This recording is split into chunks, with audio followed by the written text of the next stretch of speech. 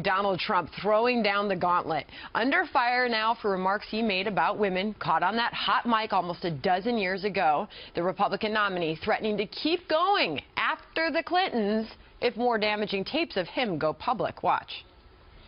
I said to myself, wait a minute. And I just saw very inappropriate words.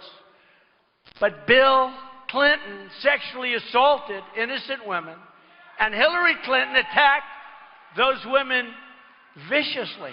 One of them said more viciously than he attacked them. If they want to release more tapes saying inappropriate things, we'll continue to talk about Bill and Hillary Clinton doing inappropriate things. There are so many of them, folks.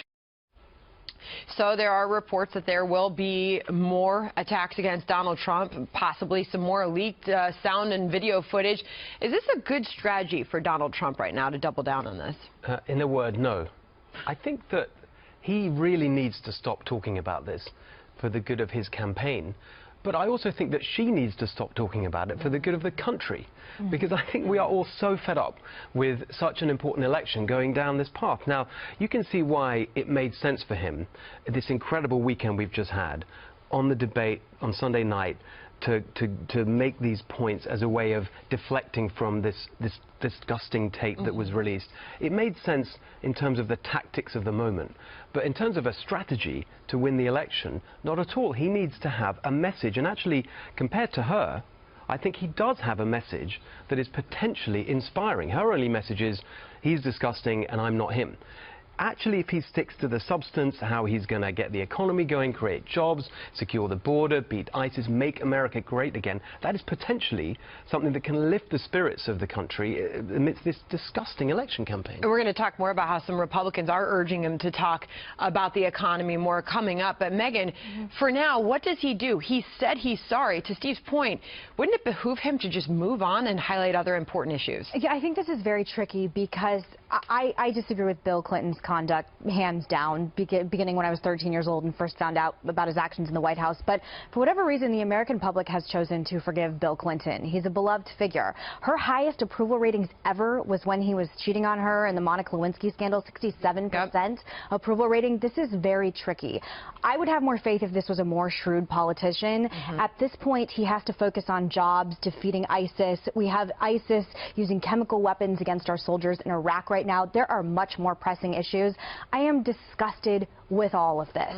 All of it, all together, her part, his part. I am really ready to move on, and I think it's a much smarter tactic. And reinforcing the negativity of this campaign, there's a new Donald Trump TV ad out today, and this is him attacking her yet again on her stamina. Watch.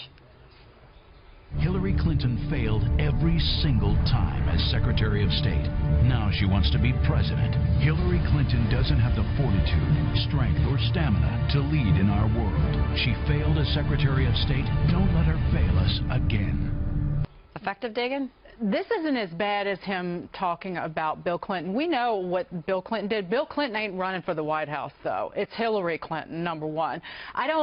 He can hit her hard on her. I mean, she lied about having pneumonia, frankly, or she hid it, and you saw it there in that advertisement. But he needs to. He talks about Bill Clinton at his rallies because it whips his supporters into a frenzy, and he enjoys the cheers. His biggest problem is he's already got his base. They're already voting for him. It's women who are turning against him that he needs to worry about. And when he attacks Bill Clinton, he makes Hillary Clinton look like the victim that gave her an 11 percentage point advantage over her own husband. In that latest Wall Street Journal poll that was taken after this video came out, that her advantage among women increased to a 21 percentage point advantage, almost doubling from where it was in the month of September. So going back to Steve's point, shouldn't she just walk away from this issue at this point? Yeah, so Steve, you make an interesting point that this hurts both of them, which I really hadn't heard before, but your experience, I should tell our audience, includes watching Brexit take over in the UK, and the lessons learned from that. Well, I think that the biggest lesson from Brexit is that you've got this incredible feeling amongst the part of those who have been the losers, if you like, from globalization and the rapid technological change that's affecting everyone's jobs. Those who are on the losing side of that is a big group of people, and they are really fed up with the system where the winner takes all and they are left behind. And that was the group that came out to vote for Brexit, and I think to a certain extent the group that's supporting Trump. But I think that there's a bigger issue here, which is it's not just bad for her, it's bad for the country. It's bad for the country. I felt on watching the debate, sitting there with my family, my 2 young boys, and watching it that on Sunday night, there was this incredible relief I felt after that first 20-30 minutes was out of the way, and we moved on to the real discussion we should be having, and I think that's what both of the candidates should do. You had the earmuffs handy just in case, right? All right.